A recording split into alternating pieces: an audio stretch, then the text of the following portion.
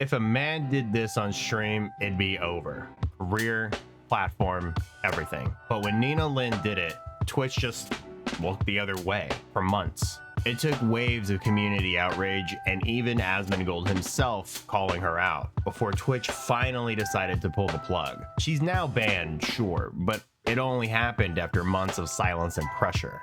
And that's what we're digging into today. Not just what she did, but why the reaction was so different because the victim was a man. Before we get too deep into this, let me just clarify something. When you hear me use the word alleged, it's not me pretending this didn't happen. You can see the clip, you can hear the clip, it's there, and nobody's denying that. Now, to my understanding, and again, if I'm wrong, maybe a law tuber like Legal Mindset or someone can correct me, but in commentary, alleged isn't about denying what's visible. It's about declaring the legal classification. Until a court or law enforcement makes that call, all I can do is describe what's on camera and what people are saying about it. So yeah, we're sticking to the facts, even if the facts are hard to watch. Here's what happened. Nina Lin was an IRL streamer who often did collab streams with other creators. During one session with Zoe Spencer and FaZe Silky's assistant Saeed, things went off the rails. What started as a fun stream quickly turned into something else. She restrained Saeed while Zoe laughed and danced on him. You can tell he looked very uncomfortable. Chat thought it was a joke, and then it wasn't until later on that Nina said, "Cut the cameras." Ugh. That's the clip that sparked everything. And that's the same footage Twitch ignored for months, despite being filmed on their platform. And listen closely here. This is Nina Lin saying Saeed wouldn't confirm what happened because it would look bad on him as a man. So what if he says, I feel like you did some shit wrong? No, so the whole Saeed thing, no one essay Saeed. That's why today I'm actually looking for Saeed. I was gonna talk to him, he definitely felt disrespected as a person. Me, I think it's accountability what I do.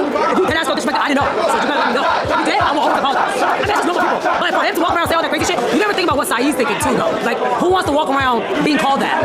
That's embarrassing for him as a guy. She's basically implying he won't speak up because it'd make him look weak. Then you hear her and Zoe laughing as they pin him down. Zoe starts twerking on him while Nina holds him in place. He's clearly uncomfortable, and I'll let you see the rest for yourself. And listen closely here. This is Nina Lin saying Saeed wouldn't confirm what happened because it would look bad on him as a man. She's basically implying he won't speak up because it made him look weak. No, he's not Then you hear her and Zoe laughing as they pin him down. Zoe starts twerking on him while Nina holds him in place. He's clearly uncomfortable and chat spamming emotes. Yeah, stay right there. And I'll let you see the rest for yourself. Stay right there. Hold on. And listen closely here. This is Nina Lin saying Saeed wouldn't confirm what happened because it would look bad on him as a man. She's basically implying he won't speak up because it'd make him look weak. Then you hear her and Zoe laughing as they pin him down. Zoe starts twerking on him while Nina holds him in place. He's clearly uncomfortable and chat spamming emotes. And I'll let you see the rest for yourself. And listen closely here. This is Nina Lin saying Saeed wouldn't confirm what happened because it... Now that's not a joke clip. That's footage of a guy being violated while thousands watched. And when that clip resurfaced, even Asmongold, a guy who's seen every kind of train wreck on Twitch, just couldn't hold back. What a disgusting fucking bitch. Really? Why is this bitch on the platform right now? There is literal video evidence of her sexually assaulting somebody. Really? Like, I mean, what is this? You know you f***ed up when the Roach King himself calls you disgusting, and yet nothing happened for months. The community was outraged. Clips flooded X and Reddit, streamers condemned it, but Twitch stayed quiet for weeks and months. Nina kept streaming like nothing happened, until Asmongold finally decided to press Twitch directly. Let me see if I pull up the clip. Isn't it crazy this bitch hasn't gotten banned yet? She hasn't, right? Did she get banned on Twitch? So let me get this straight. So it's been a whole day. Everybody been talking about this. You have this girl that sexually assaults a guy on camera, and she not even banned. Wow. We're gonna bring this up tomorrow. Like, actually, I'm thinking about maybe I should tell maybe I should tell somebody that works at Twitch about this in order to make sure that, like, they, like, honestly, to make them legally liable. Because, like, now you knew about this, right? Like, now you knew that there was sexual assault that happened. It's on video. And like, now, you know, that's it. And so I think they know, man. Yeah, but it's different if, like, I have it right there and I say it right there. Do it in writing? Oh, I will. I'll do it in writing. And so, yeah. Not long after that, her channel disappeared. Gone from Twitch.